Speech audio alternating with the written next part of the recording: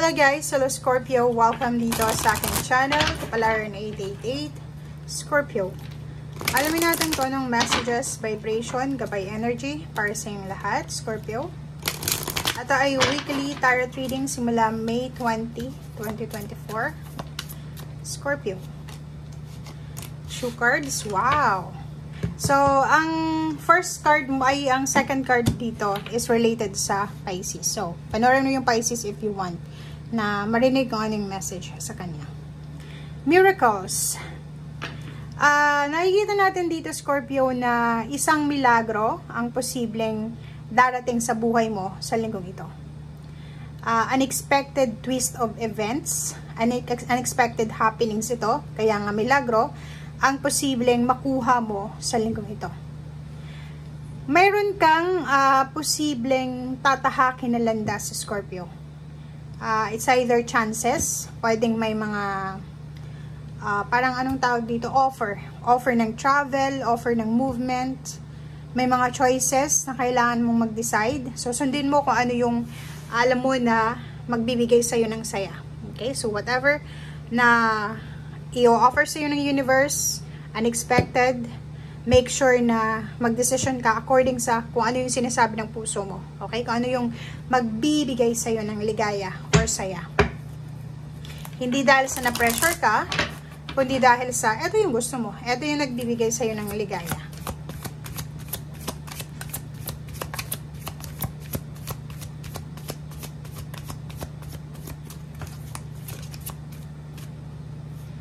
Okay. Second deck, planting seeds.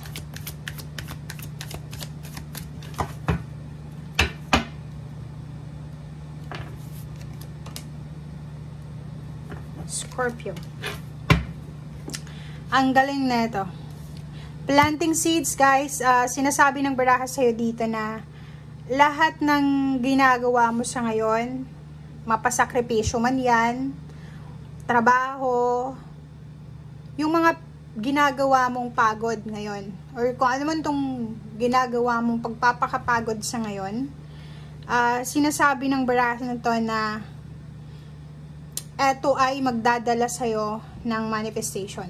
Diba? Tingnan mo, ng good harvest. Kasi eto yung planting seeds, parang pagtatanim ng seeds, diba? Yung halimbawa, magsasaka, farmer, nagtatanim siya ng binhi, and siguradong kung ano man tong tinatanim niya, makukuha niya yung good harvest dito.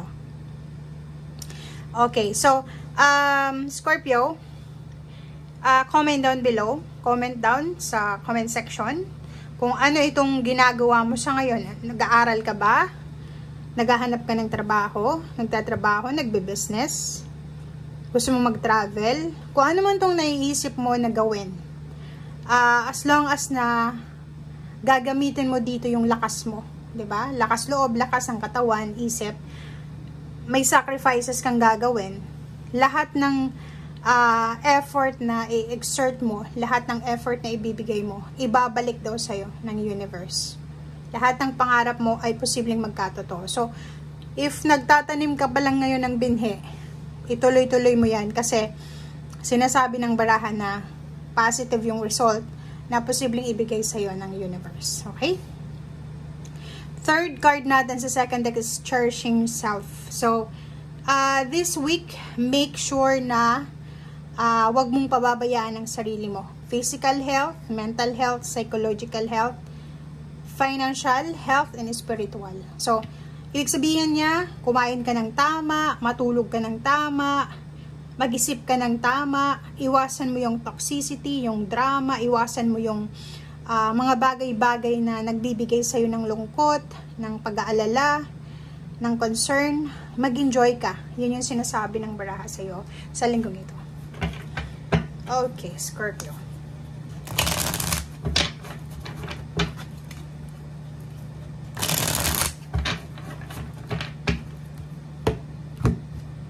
Oh. First card sa third deck natin is 2, High Priestess. Yon. So, sinasabi ng baraha sa'yo dito na makinig ka sa sinasabi ng intuition mo. Ito, pwedeng ito ang message sa'yo ng intuition mo na make sure na alagaan mo ang sarili mo. Okay? And kung ano yung mga plano mo sa ngayon, ituloy-tuloy mo lang yan kasi nasa tamang direction ka, nasa tamang landas ka, okay? Nasa tamang position ka, right timing. Oh, the World card. And, wow. So, nakikita ko sir dito, Scorpio, sobrang ganda neto guys.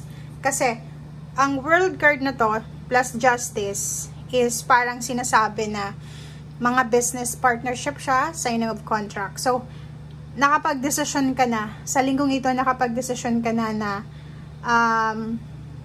mag-a-apply ka ng trabaho sa ibang bansa, lilipat ka ng trabaho, mag-aasikaso ka na ng papeles, or kano pa man. So, eto sa World card na to, sinasabi na napakalawak ng sakop ng blessing sa'yo, ng milagro. 'Di ba? Napakalawak niya. So, ibig sabihin, kahit saan ka pumunta, kahit saan ka man dalhin ng iyong paa, talagang makukuha mo yung manifestation mo. Manifestation of dreams.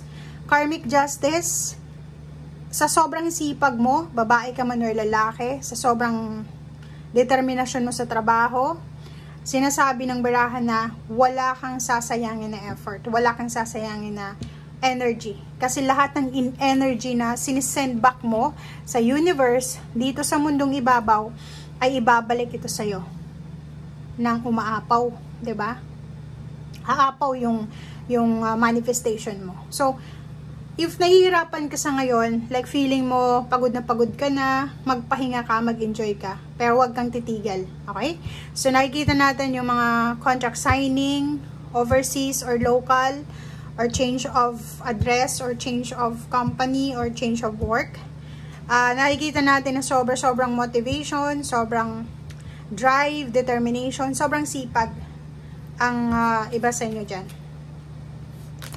Okay, kaso lang may 5 of Wands ka dito. Mag-iingat ka, lalo na sa trabaho. Sa trabaho, may choice ka para umiiwas sa gulo. It's either trabaho or kapamilya yan. Make sure na umiwas ka. If meron kang mga kakilala na pwedeng i-trigger yung emotion mo, umiwas ka. Okay? Sinasabi ng baraha sa'yo dito na pwedeng this week na to, may mga tao sa paligid mo na hindi sila masyadong masaya sa kung anong ginagawa mo. Pwedeng naiinggit sila, or posibleng nasasapawan mo sila. Pwedeng mangyari ito sa trabaho. Pero may choice ka. May choice ka, may option ka na i-ignore yan. May choice ka. So, ibig sabihin, nagpaparinig sila sa'yo, kinikriticize ka, binabackstab ka, hayaan mo lang. Okay? Kailangan mong wag bigyan ng pansin. Kasi yung purpose mo dito is yung manifestation of dreams eh. So, kung lahat ng aso na tumatahol sa'yo habang ikaw ay naglalakad papunta doon sa tagumpay mo, ay i-entertain mo, hindi ka makakarating doon. 'Di ba? So, ignore. Ignore. May choice ka para maging tahimik. Okay? I-enjoy mo lang yung linggong ito. Take care of yourself. Overall self, 'di ba? So, para ma-relax ka. Thank you guys. Bye!